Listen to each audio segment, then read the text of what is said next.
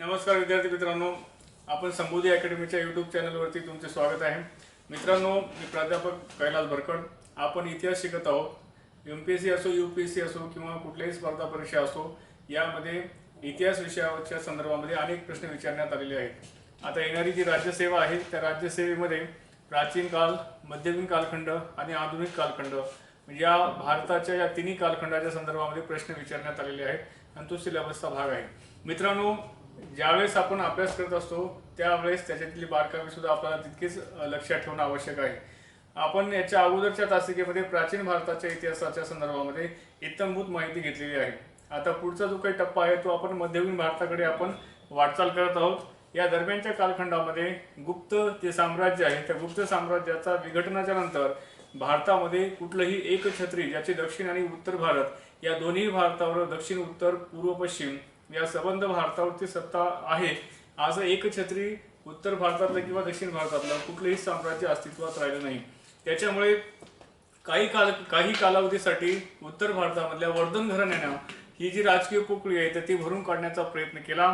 परंतु वर्धन घराण्याला सुद्धा हर्षवर्धनाची जर कारकीर्द जर सोडली तर वर्धन घराण्याला सुद्धा ओहोटी लागली. याच दरम्यानच्या काळामध्ये म्हणजे गुप्त साम्राज्याच्या राजकीय पोकळीचा फायदा घेऊन अनेक छोटी राजघराणी उदयास आली. त्याच्या संदर्भामध्ये परीक्षेमध्ये अनेक वेळा प्रश्न विचारण्यात आले. मित्रांनो, चोल असेल, चेर असेल, पांड्य असेल, होयसळ असेल, त्याच्यानंतर राष्ट्रकूट असेल, वाकाटक असेल, त्याच्यानंतर देवगिरीचे यादव असतील, त्यानंतर चालुक्य असेल, चालुक्यामध्ये सुद्धा कल्याणीचे चालुक्य असतील, बदामीचे चालुक्य असतील, तर त्यानंतर बंगालमधले पाल राजवंश आहेत. याच्या संदर्भामध्ये प्रश्न विचारण्यात आलेले आहेत. मग ही प्रश्न कोणती होती आणि या प्रश्नांचं स्वरूप कसं आहे हे आपण परीक्षेच्या दृष्टिकोनातून पाहणं आपल्याला आवश्यक ठरते. त्यासाठी आजचा आपण जे काही मध्ययुगीन भारताची जी सुरुवात आहे त्या मध्ययुगीन भारताच्या सुरुवातीमध्ये सुरुवातीला जे छोटे राजघराणे अस्तित्वात आलेले आहेत, परंतु भारताच्या एकंदरीत राजकारणामध्ये त्यांची भूमिका जी आहे तर ती अतिशय निर्णायक आणि महत्त्वाची राहिलेली आहे हे आपल्याला पाहणं आवश्यक आहे. त्यापैकीच एक म्हणजे चालुक्य राजघराणा होय. मित्रांनो, लक्षात घ्या, चालुक्यांचे अनेक ब्रँचेस होत्या, अनेक शाखा होत्या. त्यापैकी एक ब्रँच म्हणजे बदामीचे चालुक्य. आता लक्षात घ्या मित्रांनो, बदामीचे चालुक्य, त्याच्यानंतर कल्याणीचे चालुक्य, वेंगीचे चालुक्य, अनिलवाडाचे चालुक्य, असे चालुक्याच्या वेगवेगळ्या ब्रँचेस आहेत. त्यापैकी वन ऑफ देम म्हणजे सगळ्या चालुक्यांपैकी दोन चालुक्यांच्या शाखा ज्या आहेत त्या अतिशय इतिहासामध्ये प्रसिद्ध आहेत. त्यापैकी एक म्हणजे त्या ठिकाणी बदामीचे चालुक्य आणि दुसरा म्हणजे त्या ठिकाणी कल्याणीचे चालुक्य. यापैकी बदामीचे चालुक्य जे आहेत हे यांचा जो उदय आहे हा इसवी सनाच्या 6व्या शतकात झालेला आहे.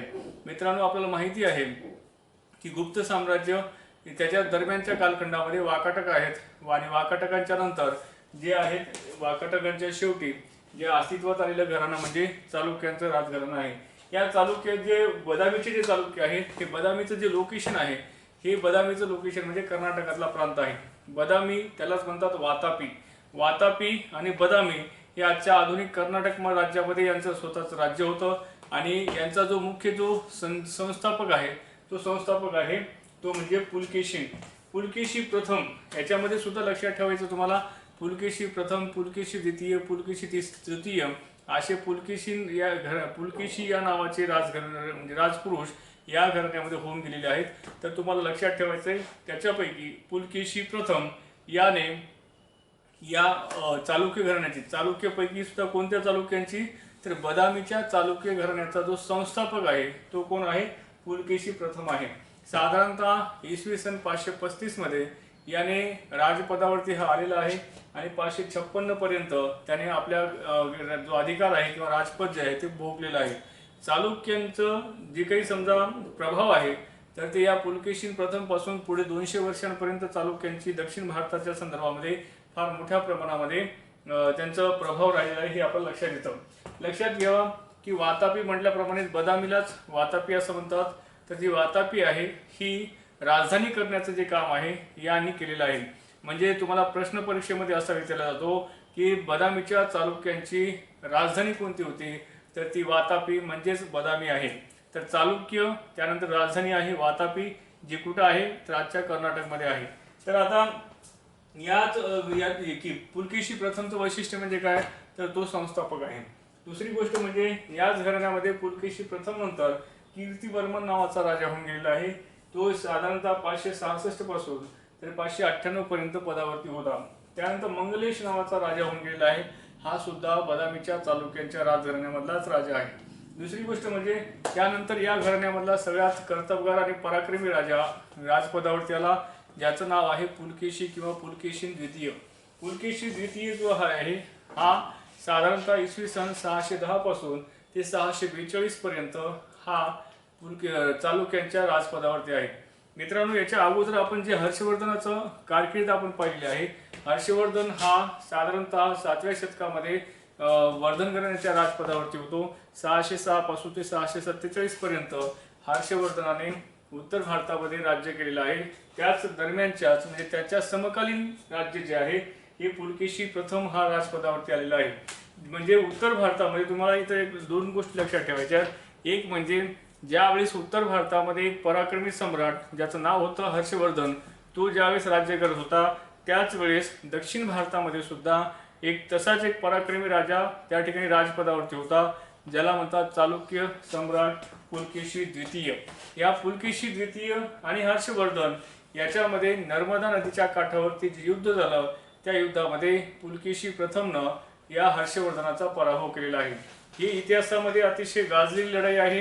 कारण का, प्रारंभिक बाबतीमध्ये जर तुम्ही लक्षात घेतलं तर चालुक्य उत्तर भारतामध्ये एखादं साम्राज्य निर्माण झालं तर त्यांनी दक्षिण भारतावरती राज्य करण्याचा प्रयत्न वारंवार केलेला आहे.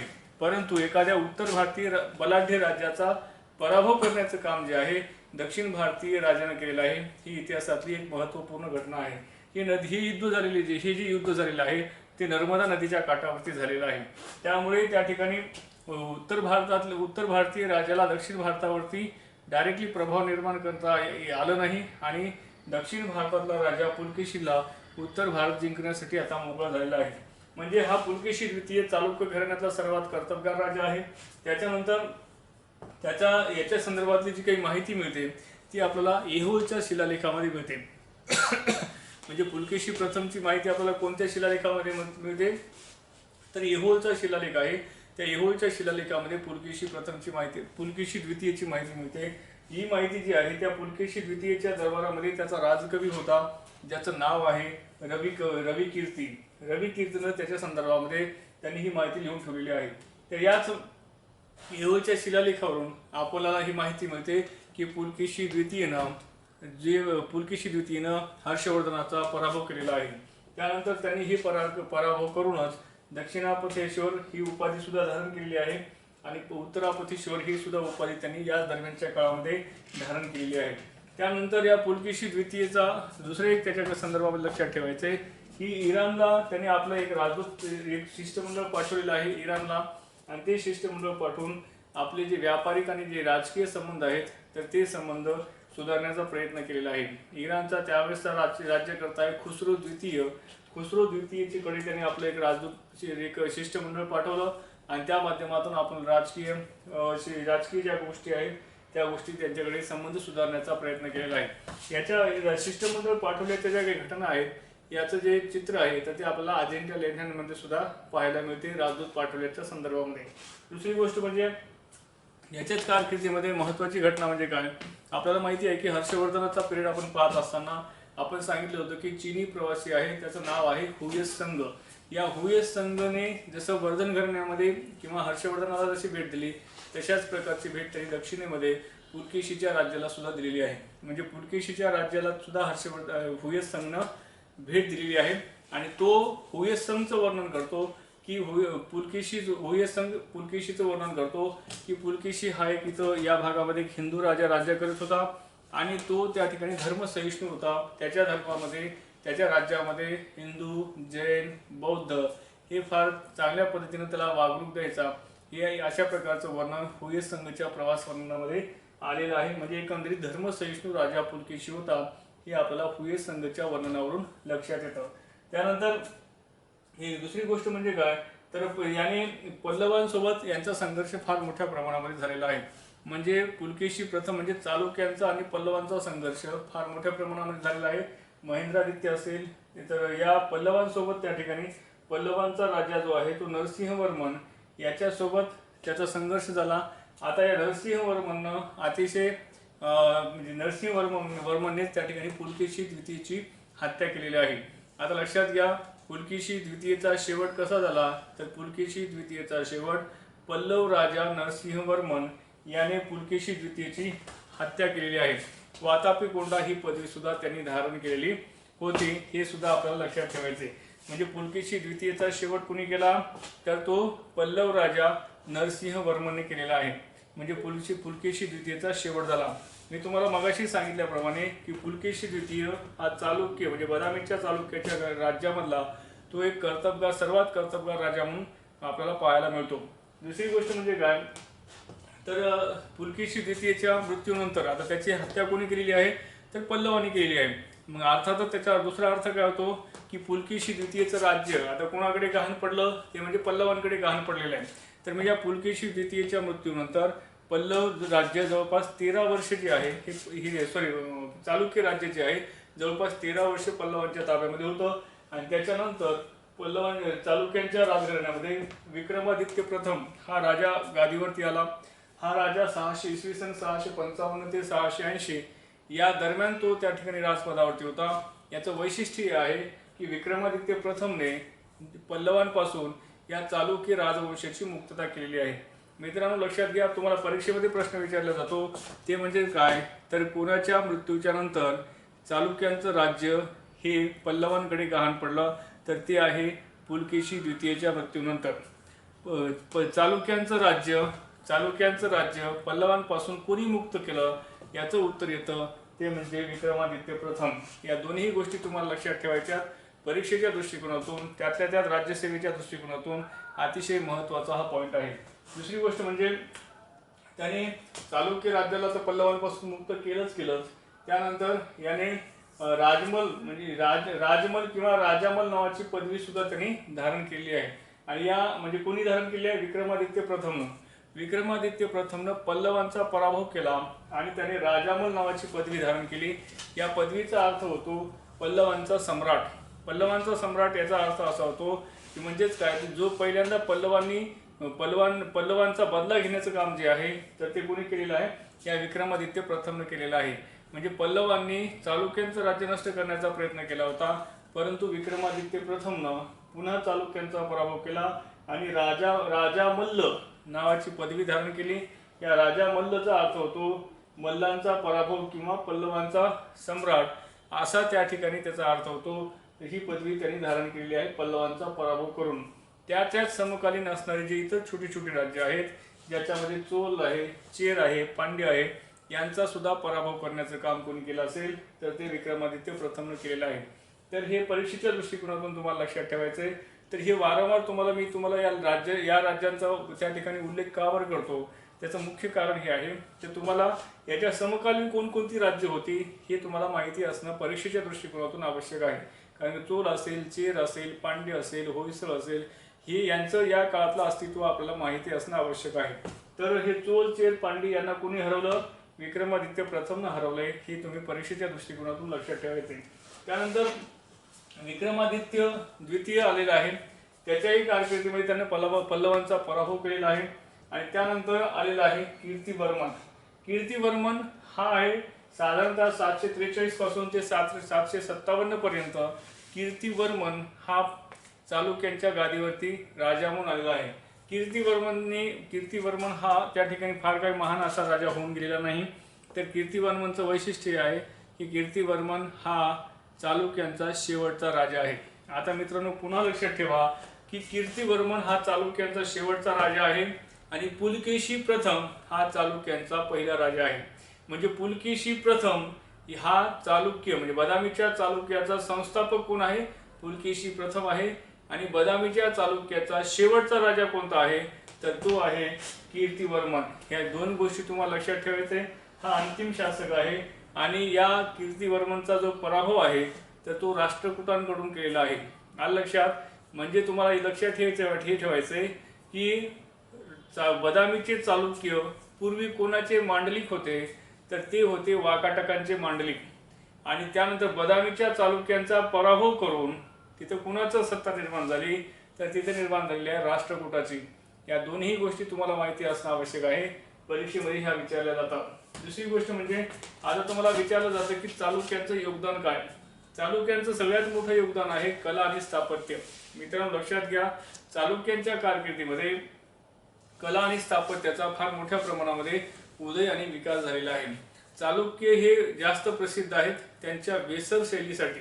मी तुम्हाला याच्या अगोदर प्राचीन भारतातलं आर्ट आणि आर्किटेक्चर मी तुम्हाला या संदर्भामध्ये सांगितलेलं आहे. त्यामध्ये आपण गांधार शैली पाहिली, नागर शैली पाहिली, मथुरा शैली पाहिली. या वेगवेगळ्या शैलींच्या संदर्भामध्ये आपण माहिती घेतलेली आहे. त्यापैकी त्या ठिकाणी दक्षिण भारतामध्ये उदयास आलेली एक महत्त्वाची स्थापत्याची शैली ज्याला आपण म्हणतो वेसर शैली. वेसर शैली हे याचं वैशिष्ट्य आहे, या शैलीमध्ये उत्तर भारतीय त्या ठिकाणी नागर शैली आणि दक्षिण भारतीय द्रविड शैली या दोन्ही शैलींच्या मिश्रणातून जे नवीन शैली विकसित झाली स्थापत्याची त्याला म्हणतात त्या ठिकाणी वेसर शैली.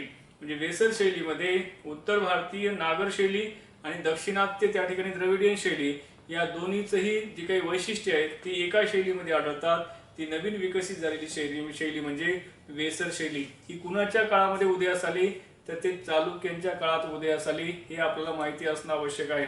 म्हणून या वेसर शैलीच्या संदर्भात तुम्हाला माहिती असणं आवश्यक आहे. वेसर शैलीच्या माध्यमातून चालुक्यांनी जी मंदिरे निर्माण केली ती मंदिरे आपल्याला महाकूट आहे, ऐहोळ आहे, बदामी आहे, पट्टडकल आहे. या कर्नाटकच्या आणि तामिळनाडूच्या प्रदेशामध्ये तुम्हाला ही मंदिरं पाहायला मिळतात. आता मित्रांनो लक्षात घ्या, चालुक्यांच्या काळामध्ये हे संगमनेर नावाचं मंदिर आहे, संगनेर.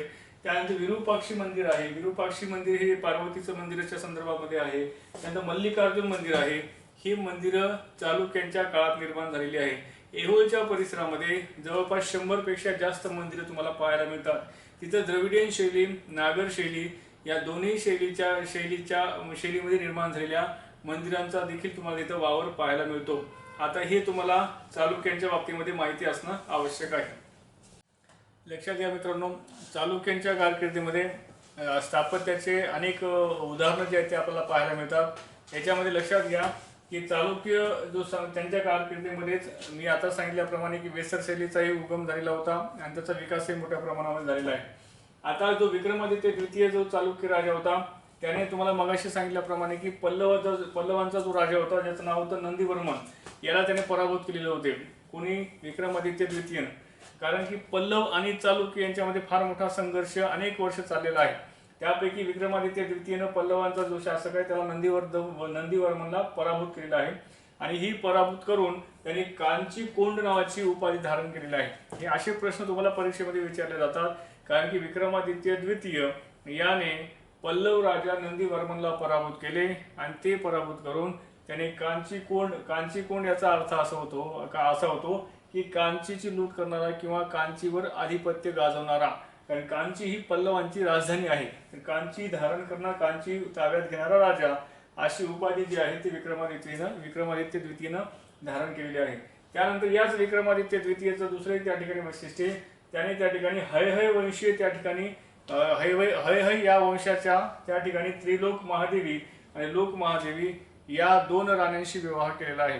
कोणत्या वंशाच्या? हयहय वंशाच्या त्रिलोक महादेवी व लोक महादेवी या 2 राण्यांसोबत त्यांनी विवाह केलेला आहे. आणि हा विवाह केल्याच्या नंतर या 2 राण्यांनी कर्नाटकामध्ये या त्रिलोक महादेवीनं त्रिलोकेश्वर मंदिर बांधलेलं आहे. म्हणजे या त्रिलोक महादेवीनं लोकेश्वर मंदिर बांधलेलं आहे आणि या लोक महादेवीनं लोकेश्वर मंदिर बांधलेलं आहे. म्हणजे त्रिलोक हा शब्द जो आहे या त्रिलोक महादेवीशी संबंधित आहे मंदिराच्या संदर्भात आणि लोकेश्वर हा जो शब्द आहे लोक महादेवीशी संबंधित आहे. तर ही स्थापत्य जे आहेत हे याच काळामध्ये चालुक्यांच्या काळात निर्माण झालेलं आहे. दुसरी गोष्ट म्हणजे मी मगाशी सांगितल्याप्रमाणे की कल्याणचे चालुक्य, वेंगीचे चालुक्य, बदामीचे चालुक्य असे जे चालुक्यांचे वेगवेगळ्या ज्या ब्रांचेस आहेत त्याच्यापैकी जे कल्याणचे जे चालुक्य आहेत ही चालुक्यांची दुसरी महत्त्वाची शाखा आहे. या शाखेच्या संदर्भात सांगायचं म्हटलं तर कल्याणीच्या चालुक्याचा जो संस्थापक आहे त्याचं नाव आहे तैलप द्वितीय. याच्यावर परीक्षेला प्रश्न विचारण्यात आलेला आहे. तर कल्याणीच्या चालुक्याचा जो संस्थापक आहे त्याचं नाव काय आहे? तैलप द्वितीय. त्यानंतर या कल्याणीच्या चालुक्याच्या राजघराण्यातला सर्वात कर्तबगार राजा कोणता असेल तर तो आहे विक्रमादित्य 6वा। तर विक्रमादित्य 6वा हा कल्याणीच्या चालुक्याच्या राजघराण्यातला सर्वात श्रेष्ठ राजा आहे। कोण? विक्रमादित्य 6वा। त्याच्यानंतर लक्षात घ्या, याच विक्रमादित्य 6व्याच्या दरबारामध्ये दोन महत्त्वाचे कवी आहेत। तर त्या दोन महत्त्वाच्या कवींचं नाव आहे ते म्हणजे कवी बिल्हण। या कवी बिल्हणानं या विक्रमादित्य राजावर विक्रमादित्य 6व्यावरती त्या ठिकाणी एक नाटकाची रचना केलेली आहे। त्याचा जे नायक आहे तो विक्रमादित्य आहे आणि त्या नाटकाचं नाव आहे विक्रमांक देवचरित्र। आता हे प्रश्न परीक्षेला याच्या अगोदर ऑलरेडी विचारलेला आहे। म्हणजेच काय, कवी बिल्हण हा कुणाच्या दरबारात आहे? तर तो आहे विक्रमादित्य। कोणता विक्रमादित्य? विक्रमादित्य 6वा। विक्रमादित्य 6वा चालुक्यांपैकी कोणत्या चालुक्याच्या दरबारातला आहे? तर तो आहे तो कोणत्या चालुक्याच्या राजघराण्यातला आहे? तर तो आहे कल्याणीच्या चालुक्याच्या। या लक्षात, म्हणजे तुम्हाला मी वारंवार यासाठी खुणवतोय ते म्हणजे काय, तर बदामीच्या चालुक्यामध्ये सुद्धा विक्रमादित्य ही नावं आलेली आहेत आणि कल्याणीच्या चालुक्यामध्ये सुद्धा विक्रमादित्य ही नाव आलेली आहेत। त्याच्यापैकी कवी बिल्हण जो आहे हा विक्रमादित्य 6वा जो आहे कल्याणीच्या चालुक्यांपैकी त्याच्या दरबारामध्ये होता। त्याने विक्रमांक देवचरित्र नावाचं नाटक लिहिलेलं आहे। त्यानंतर त्याच्याच दरबारामध्ये विज्ञानेश्वर नावाचा त्या ठिकाणी कवी होता, लेखक होता। त्याने मिताक्षरा नावाचं लिहिलं आहे। मिताक्षरा हे सुद्धा मनुस्मृतीसारखंच एक कायदे संहिता ग्रंथ आहे। हे सुद्धा आपल्याला माहिती असणं आवश्यक आहे। पण तुम्ही लक्षात हे ठेवा, मिताक्षरा असेल, विज्ञानेश्वर असेल, कवी बिल्हण असेल, हे दोघंही कुणाच्या दरबारामध्ये आहेत? तर ते विक्रमादित्य कल्याणीच्या चालुक्याच्या विक्रमादित्य द्वितीयच्या दरबारामध्ये आहेत। आणि हे चालुक्यवंशी राजे वैदिक धर्माचे उपासक होते, हे आपल्याला माहिती असणं आवश्यक आहे। धन्यवाद।